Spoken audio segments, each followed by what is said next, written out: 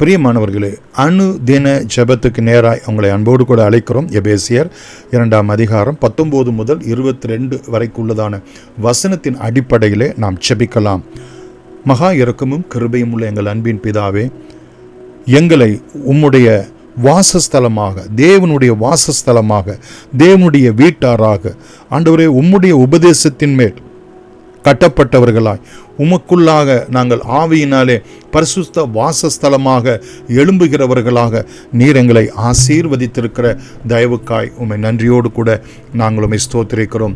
நாங்கள் இனி அந்நியரும் பரதேசிகளுமாய் இராமல், காணியாட்சிக்கு புறம்பானவர்களாய் இராமல், தேவன் அற்றவர்களாய் இராமல், நம்பிக்கை அற்றவர்களாய் இராமல், ஆண்டவரே, உமக்குள் உம்முடைய வெளியேறப்பட்ட இரத்தத்தின் புண்ணியத்துக்குள் நாங்கள் தேவனுக்கு சமீபமாய் இருக்கிறபடினால், அவர் இரத்தத்தினாலே சமீபமாய் இருக்கிறபடினால், சிலுவையிலே நீர் எங்களை தேவனோடு கூட ஒப்புரவாக்கி சமாதானத்தின் சுவிசேஷகத்தை நீர் எங்களுக்கு அருளி செய்து ஒரே ஆவியினால் பிதாவினிடத்திலே நாங்கள் யாவரும் சேரும் சிலாக்கியத்தை கிறிஸ்து இயேசுவின் மூலமாய் அருளி செய்த உம்முடைய தயவுக்காய் நன்றியோடு கூட ஸ்தோத்திரிக்கிறோம்.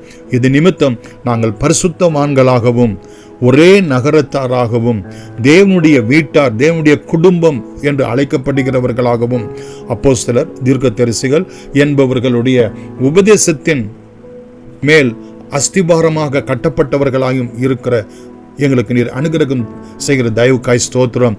இவை எல்லாவற்றுக்கும் கிறிஸ்து இயேசுவே மூளைக்கு தாமே மூளைக்கல்லாய் இருக்கிறார் என்று நாங்கள் பார்க்கிறோம். தகப்பனே, அவர் மேல், அந்த மூளைக்கல்லாகிய கிறிஸ்து இயேசுவின் மேல் இசைவாக இணைக்கப்பட்டு கர்த்தருக்குள் எங்களை ஒரு பரிசுத்த ஆலயமாக நீர் எழும்ப பண்ணி இருக்கிறீரே, கோடான கோடி ஸ்தோத்திரம்.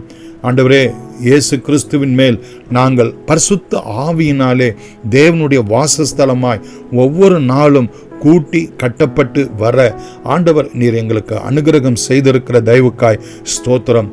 நாங்கள் அந்நியராய் இருந்தோம், பரதேசிகளாய் இருந்தோம், தேவனற்றவர்களாய் இருந்தோம், புறம்பானவர்களாய் இருந்தோம், வாக்குத்தத்தத்தின் உடன்படிக்கை அந்நியரும் நம்பிக்கை இல்லாதவர்களும் தேவன் அற்றவர்களுமாய் இருந்த எங்களை உம்முடைய வெளியேறப்பட்ட இரத்தத்தினால் எங்களை சமீபமாக்கினீர், எங்களை தேவனோடு கூட ஒப்புரவாக்கினீர், எங்களுக்கு சமாதானத்தை கொடுத்தீர், எங்களை பரிசுத்தவான்களாக, தேவனுடைய நகரத்தாராக, தேவனுடைய வீட்டாராக, தேவனுடைய பரிசுத்த ஆலயமாக, தேவனுடைய வாசஸ்தலமாக உம்முடைய அஸ்திபாரத்தின் மேல் நாங்கள் கட்டப்பட்டவர்களாய் இன்றும் என்றும் கர்த்தருடைய வருகை பரியந்தம் விளங்க பண்ண நீர் வல்லவராய் இருக்கிறபடினால் இயேசுவின் நாமத்தில் நன்றியோடு கூட வேண்டுகிறோம் எங்கள் ஜீவனுள்ள பிதாவே.